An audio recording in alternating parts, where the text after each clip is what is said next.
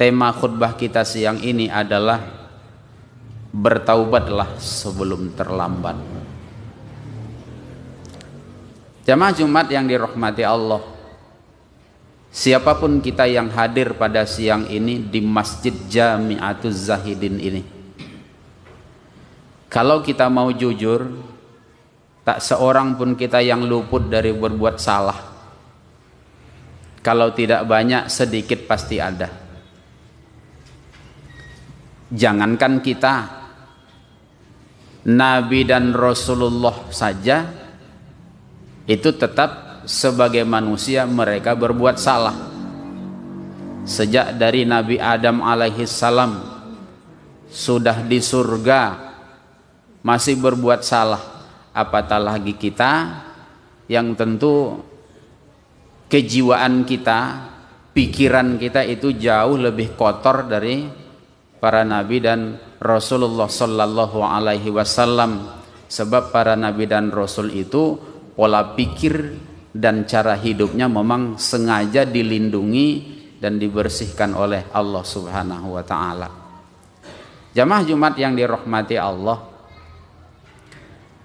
ada contoh kesalahan yang dilakukan oleh manusia, baik kepada Allah atau kepada sesama manusia. Contohnya ini kita ambil dari surah Al-Furqan ayat 68. Kenapa ini yang kita ambil? Supaya ketika kita sebutkan salah, tidak timbul penilaian khotiblah yang menetapkan kita ini bersalah. Khotiblah yang memponis kita bersalah. Maka salah satu pertimbangannya ketika ayat yang dibaca, berarti khotib hanya menyampaikan informasi dari Allah. Ketika informasi itu kita terima, berarti kita terima peringatan dari Allah, bukan peringatan khotib. Tapi ketika peringatan itu kita tolak, sama saja kita menolak peringatan Allah. Itu kezoliman, itu kesombongan. Kata Allah di dalam ayat itu, beberapa contoh kesalahan. Manusia itu ada yang la yad'una ma'allahi ilahan akhar. Ada manusia itu yang tidak mengabdi, yang tidak berilah kepada selain Allah. Artinya ada manusia itu yang bertauhid. Yang kedua, ada manusia itu la yaqtulunan nafsallati harramallahu illa bil haqq. Ada manusia itu yang tidak mau membunuh manusia kecuali atas izin dari Allah Subhanahu wa taala. Jadi berarti ada saatnya manusia itu halal dibunuh menurut Allah kalau sudah memenuhi syarat menurut syariat, yang diantaranya kalau seseorang itu membunuh manusia dengan sengaja, kalau menurut syariat Islam memang hukuman dia itu harus dibunuh juga. Kemudian kata Allah, wala yaznuna, ada manusia itu yang memang tak berzina. Nah, orang-orang ini adalah orang-orang yang terpelihara dari perbuatan dosa. Dia tidak menyembah selain Allah, dia tidak membunuh yang dilarang Allah, dan dia tidak melakukan perbuatan zina. Ujung ayatnya, wa may yaf'al dzalika, dan siapa saja yang melakukan hal yang demikian, indikasinya ada manusia yang melakukan kebalikan dari itu. Berarti dia menyembah kepada selain Allah, dia membunuh yang dilarang Allah untuk dibunuh, dan dia melakukan perbuatan zina. Apakah kita yang hadir ini ada yang terjerumus kepada perbuatan maksiat yang tiga macam itu? Wallahu a'lam. Kita laksanakan saja perintah Allah, wal tanzur nafsum ma qaddamat liqad. Hendaklah setiap diri memperhatikan apa yang sudah ia buat. Pernahkah kita berbuat syirik? Tanya diri kita. Pernahkah kita membunuh yang dilarang Allah? Tanya diri kita. Pernahkah kita berzina? Tanyakan kepada diri kita. Karena kita yang lebih tahu siapa kita. Kata Allah di ujung ayat, wa may yaf'al dzalika yalqa athama. Siapa yang melakukan hal yang demikian itu, dia akan mendapat azab yang berat dari Allah Subhanahu wa taala. Apa azabnya? Kata Allah, yudha'af lahul azaba yaumal qiyamah. Akan dilipat gandakan azab kepada dia di hari kiamat. Akan dihinakan Allah dia, dan akan kekal dia di dalam azab tersebut. Na'udzubillah min zalik. Kalau Allah sudah bilang kekal di dalam azab itu, jangan berharap ada kesempatan untuk masuk ke dalam surga di akhirat. Nah, oleh sebab itu jamaah Jumat yang dirahmati Allah, khatib sendiri yakin, bersangka baik, bahwa kita yang hadir ini dalam menyembah selain Allah itu tidak akan ada kita yang menyembah patung. Khatib yakin itu. Tetapi tidak tertutup kemungkinan ada yang kita sembah selain Allah. Apa contohnya? Seperti yang diingatkan Allah di dalam surah Al-Jathiyah ayat 23. Apa kata Allah? Afara'aita man ittakhadha ilahahu hawahu? Adakah engkau melihat orang-orang yang menjadikan ilahnya itu hawanya? Kalau yang idealnya kan la ilaha illallah, tidak ada ilah selain Allah. Tetapi rupanya menurut Allah ada manusia itu yang berilah itu bukan kepada patung, bukan kepada berhala. Kemana dia berilah?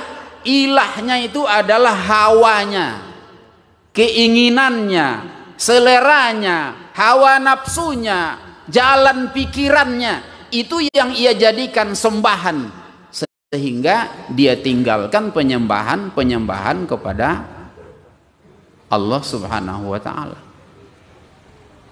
Nah, kalaulah sempat ada manusia itu yang sengaja lebih mempertahankan mengabdi kepada hawa nafsunya, kemudian dengan sengaja meninggalkan penyembahan yang diperintahkan oleh Allah, dan kemudian diperturutkannya hawa nafsunya sampai ia mati dalam kondisi seperti itu, apa kata Allah? Azab untuk dia. Pertama, wa adallahullahu ala ilmin. Orang itu akan disesatkan Allah dengan cara Allah sendiri. Nah, kalau Allah sudah menyesatkan orang, apa kata Allah? May yahdillahu fahuwal muhtad. Siapa yang sudah diberi Allah petunjuk, tidak ada yang bisa menyesatkannya, karena dialah yang akan mendapat petunjuk tadi. Tapi siapa saja yang sudah disesatkan oleh Allah, berkumpul orang sedunia ini yang hidup, yang mati itu hidup semua, ingin memberikan petunjuk kepada orang yang sudah disesatkan Allah, tidak akan bisa. Kemudian wa khatama ala sam'ihi wa qalbihi. Orang yang menyembah hawa nafsunya akan dikunci mati Allah pendengaran, dikunci mati Allah hati orang tersebut. Kalau pendengaran sudah dikunci mati oleh Allah, apapun yang disampaikan kepada dia, masuk kanan keluar kiri, lumayan kalau masuk. Yang khawatirnya menolak. Dikunci mati hati. Kalau hati sudah dikunci mati, sepandai apapun orang memberikan pelajaran kepada dia, sejelas apapun, sedetail apapun para guru, para ustadz memberikan pelajaran, ndak kan faham juga dia. Kemudian waja'ala ala basarihi ghisyawatan, akan dibuat Allah tutupan pada penglihatannya, sehingga yang baik kelihatan buruk, yang buruk kelihatan baik. Ini akibat orang berilah kepada hawa nafsunya, lebih suka memperturutkan nafsunya ketimbang mentaati Allah Subhanahu wa ta'ala. Nah, jamaah Jumat yang dirahmati Allah, kalau azab yang disebutkan di dalam ayat itu diberikan oleh Allah kepada seseorang, maka tidak adalah lagi baginya keberuntungan mulai dari dunia sampai ke akhirat kelak. Nah, pertanyaannya, adakah kita lebih suka memperturutkan hawa nafsu kita daripada melaksanakan perintah Allah dan meninggalkan larangan Allah? Kalau ada, berarti ada kesyirikan pada diri kita. Sebab di satu sisi kita selalu menyebut asyhadu alla ilaha illallah, saya bersaksi, saya bersumpah, saya berjanji bahwa sesungguhnya tidak ada yang akan saya jadikan ilah, tidak ada yang akan saya sembah, tidak ada yang akan saya patuhi selain Allah. Selesai itu ternyata hawa nafsu kita yang kita turutkan. Ada kesyirikan, ada kebohongan, kemunafikan yang kita buat kepada Allah Subhanahu wa ta'ala. Menunggu azab. Kalau itu kita pertahankan. Nah, kalau azab Allah itu sudah datang, yakinlah tak seorang pun mampu untuk menahan dari azab Allah tersebut. Nah, oleh sebab itu, karena kita manusia biasa, lemah, selalu, kalaupun tidak selalu, sering memperturutkan hawa nafsu kita, selagi masih ada waktu. Allah berikan peluang. Apa kata Allah di surah Az-Zumar ayat 53 sampai 55?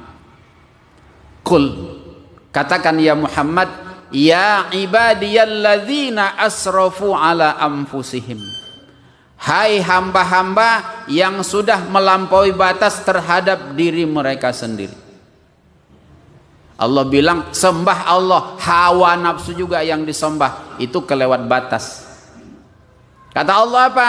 La taqnatu mir rahmatillah, tidak usah kalian berputus asa dari rahmat Allah. Itu lampu hijau.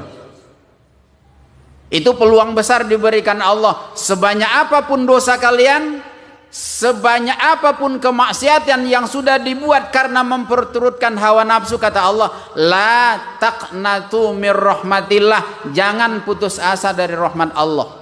Apa sebab?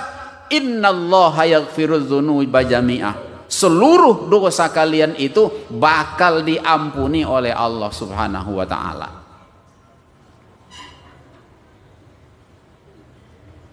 Cuma saja, kalau ibarat orang main bola, ampunan itu ndak bisa kita tunggu,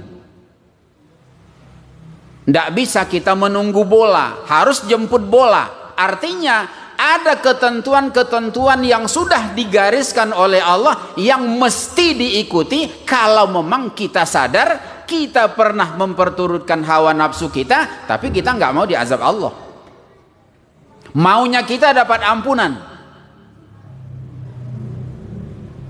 Apa yang sudah digariskan Allah di ayat 54-nya, kata Allah, wa anibu ila rabbikum, bertobatlah kalian kepada Rabb kalian.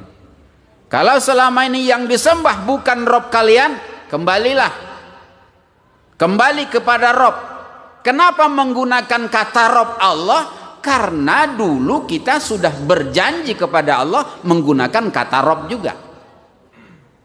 Apa Allah bilang? Alastu bi rabbikum, apakah aku ini Rabb kalian? Kata Allah. Kita bilang apa? Bala, benar, syahidna, kami bersumpah. Nah, kalau ternyata dalam hidup ini yang kita sembah hawa nafsu kita, melanggar janji kita, makanya Allah tuntut, wa anibu, balik, kembalilah. Sembah Allah, jangan perturutkan hawa nafsu. Kemudian wa aslimulahu, aslimulah, menyerahlah. Kita ini kan orang yang mengaku muslim ini. Kita yang hadir ini semuanya mengaku muslim, kecuali ada yang berpura-pura masuk ke masjid ini orang yang tidak muslim. Kita nggak tahu. Tapi secara umum kita ini mengaku muslim. Apa itu muslim? Muslim itu orang Islam. Islam itu apa? Aslama yuslimu Islam. Bahasa kitanya tunduk, patuh, taat. Itulah orang muslim. Maka kalau orang itu menyerah, tunduk, patuh kepada Allah, maka dia berhak mendapat gelar muslim. Tapi kalau dia tidak tunduk, tidak patuh, tidak taat kepada Allah, hawa nafsu yang diperturutkan, tidak berhak mendapat gelar muslim walaupun nama dia si muslim. Namanya muslim, kerja berbuat syirik. Namanya muslim, perbuatan-perbuatan munafik, tidak layak dia mendapat gelar itu. Terus kapan Allah suruh kita untuk bertaubat? Kapan Allah menyuruh kita untuk menyerah kepada Allah? Kata Allah, min qabli ayyatiyalkumul azab, sebelum datang azab kepada kalian. Kapan azab itu datang? Hanya Allah yang tahu. Yang jelas sudah banyak contoh kok. Di saat orang sedang asik tidur, azab turun. Di saat orang sedang asik berpesta pora, berbuat maksiat, azab turun. Khusus orang Indonesia sejak tahun 2004 kan sudah diingatkan Allah. Tsunami di Aceh. Tiba-tiba, tak ada isyarat. Terjadi tsunami di Palu. Tiba-tiba. Apakah itu belum kita jadikan sebagai pelajaran? Kita kan tinggal di Pekanbaru. Pekanbaru ini bisa amblas. Bisa saja dibuat Allah. Kalau memang Allah ingin memberikan azabnya. Apa kita tunggu azab dulu datang baru kita menyesal? Nah, maka sebagai wujud rasa sayang kepada saudara khotib seiman yang ada di masjid ini, maka khotib menghimbau dengan tema tadi, mari bertaubat sebelum kita terlambat. Fa'tabiru ya ulul absar la'allakum turhamun.